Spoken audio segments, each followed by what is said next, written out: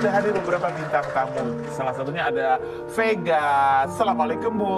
Waalaikumsalam, Kak Ro. Nanti kita ngobrol-ngobrol ya. Tapi sebelumnya kita kepojokkan dulu untuk membahas apa yang lagi ramai di luar sana. Menuai banyak sekali komentar pro dan kontra. Baik itu untuk hal-hal yang datang dari dunia nyata maupun dari dunia maya. Jadi keramaiannya ada di dunia maya ya. Perdebatan atau diskusi ini munculnya kalau nggak salah ramainya sih ada di sosial media X gitu. Tapi kalau kita lihat di pencarian TikTok itu juga sama, juga ada bahkan ya. Apa sih? Yaitu tentang Soimah ospek pacar anak. Gara-gara apa sih kenapa sampai muncul pencarian Soimah ospek pacar anak, dan seperti apa sampai netizen itu pro kontra ya. Kita lihat dulu seperti apa wawancara Soimah di podcastnya Raditya Dika berikut ini. Baik, ya, nah aku sampai bingung mau kemana ya kan. Ya, sampai orang, ini salah satu komentar netizennya aja lah kita lihat ya. Ya berikut ini. Padahal anak orang lain pun berharga buat orang tuanya, enak aja dimaki-maki, dimaki-maki. Saking emosi juga nulisnya. Yang berikutnya adalah komentar netizen, ya. Kenapa di ospek segala, aku banget. Anak ini juga disayang dan kebanggaan keluarganya. Ini seenak jidatnya memaki-maki. Padahal dia nggak ada salah kan, hanya karena pengen nunjukin sisi buruknya dulu. Lantas bisa membenarkan mau ospek pacar anaknya. Yang berikutnya ada lagi komentarnya.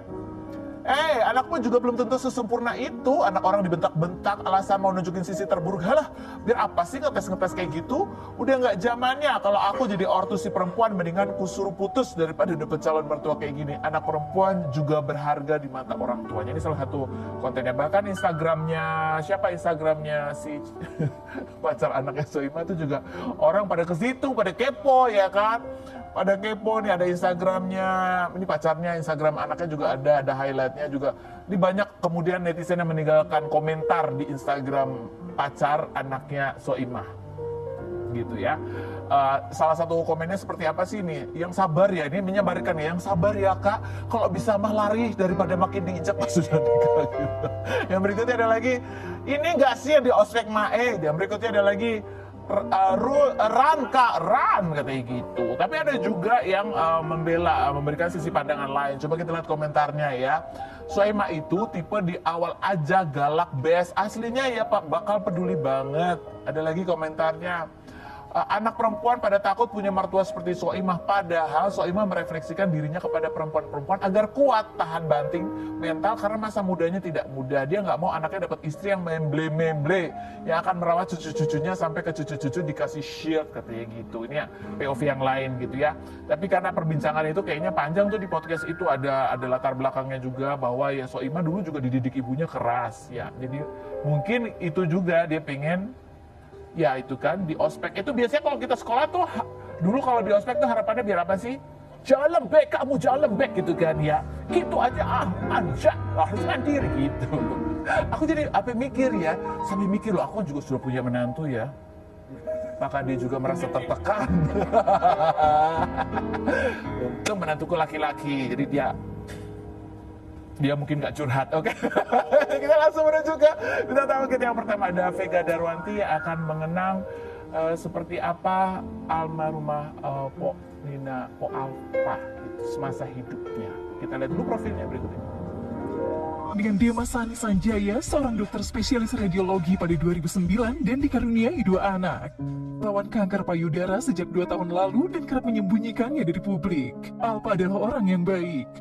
Baik, ini kemarin ya ada berita duka yang mengejutkan buat aku yang nggak tahu bahwa Po Alpa ini sudah sakit dari sejak 3 tahun terakhir gitu ya.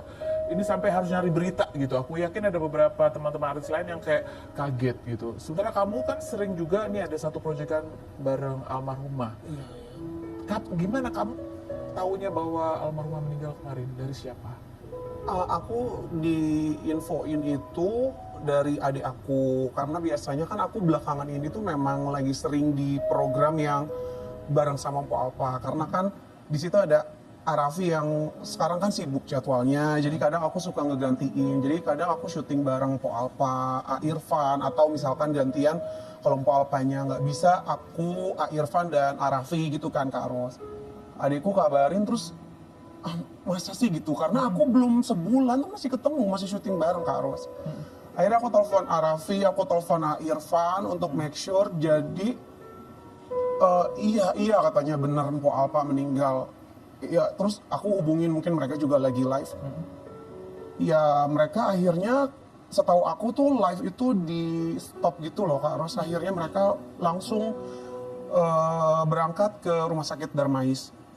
Di sana nggak begitu lama langsung pindah ke rumah duka. Jadi aku karena nggak keburu ke rumah sakit, Arafi sama Irfan bilang langsung ke rumah duka aja. Jadi datang itu di rumah dukanya.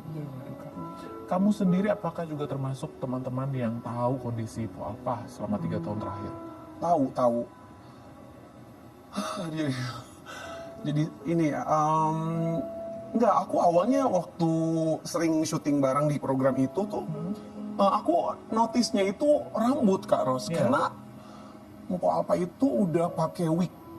Mpo kok pakai wig? Aku bilang, ini bagus wignya gitu. Iya, ini dikasih sama siapa gitu, dia bilang. Rina Nose ada yang kasih? Iya, kan suka dikasih, terus dia bilang, ini ada yang beli, ada yang ini. Kenapa pakai wig? Aku bilang. Akhirnya dia cerita. Iya kaget karena posisinya aku tahu kan dia lagi harusnya menyusui anaknya kan.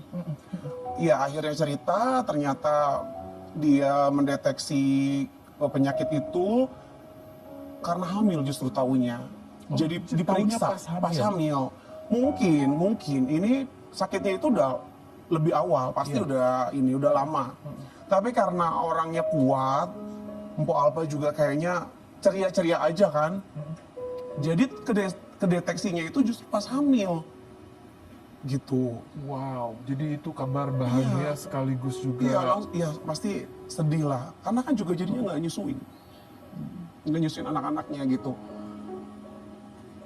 Ya kalau buat yang teman-temannya yang tahu dia sakit sih, mungkin bukan nggak kaget ya, tapi sebetulnya juga nggak nyangka Kak Ros, karena harusnya itu Mpo Alpa itu udah mulai dioperasi, tapi dia batuk. Jadi sedih. Jadi kalau di lokasi syuting nggak pernah ada yang nanya Kak Ros, karena kita nggak mau dia ingat sakitnya kan. Kayak aku, Arafi, Irfan itu tiap ketemu lebih kayak semangat gitu, nggak mau. Tapi mungkin dia akhirnya bercerita. Teh, aku coba deh, menurut Teteh aku batuk gak, kata dia. Kenapa Po? Karena kata dokter aku harus jangan batuk dulu biar dioperasi gitu. Cuma karena dia batuk jadi nggak bisa dioperasi. Itu sih yang juga jadinya kayak, kenapa kedeteksinya telat gitu kayaknya Kak Ros. Gitu. Dan dia kan memang di TV orang kenalnya ceria. Sosok yang humoris, natural gitu. Jadi orang nggak tahu lah dia sakit gitu, tapi dia tuh sakit gitu. Dia bilang sih kayak dia kalau sakit tuh merem, kayak sakit nih, kayak lagi sakit gitu. Jadi kayak kadang mata tuh udah berair gitu, aku paling-palingin gitu karena gimana sih Kak Ros, kita sesama perempuan apalagi dia masih punya bayi yang harusnya menyusui gitu kan, itu sih. Gitu.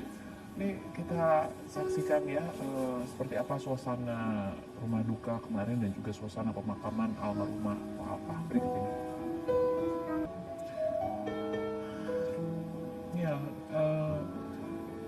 kamu terakhir kan sempat syuting juga gitu, nggak ada sebulan.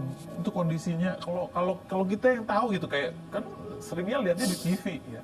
Jadi kayak kondisinya drop ketika video yang dibagikan oleh Raffi maupun Irfan Hakim itu kayak, kita yang nggak tahu apa-apa ngerasa cepat sekali gitu dropnya. Apa kamu juga melihat seperti itu? Aku sempat diceritain sih Kak Ros, kayak Irfan sama Araf itu jam berapa ya? Jam 12 malam kalau nggak salah ditelepon waktu Mpo Alpa itu sempat nggak sadarin diri. Jadi semua datang, termasuk kru juga semua datang katanya, dan itu udah nggak sadar. Terus akhirnya ini Irfan cerita ya dibangunin, oh ini ada Raffi Ahmad, ada kita ini datang, ayo bangun gitu. Ya akhirnya bangun, dia nangis gitu. Dan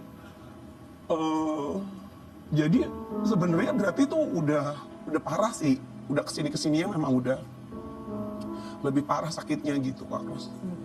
Di momen itu tapi kamu nggak tahu, nggak termasuk? Enggak, aku nggak diinfoin, nggak dikabarin. Tapi pas aku ada syuting di situ diceritain sama mereka. Ya Allah, aku bilang. Dan ya itu, aku tuh belum lebih dari sebulan kok baru masih syuting bareng.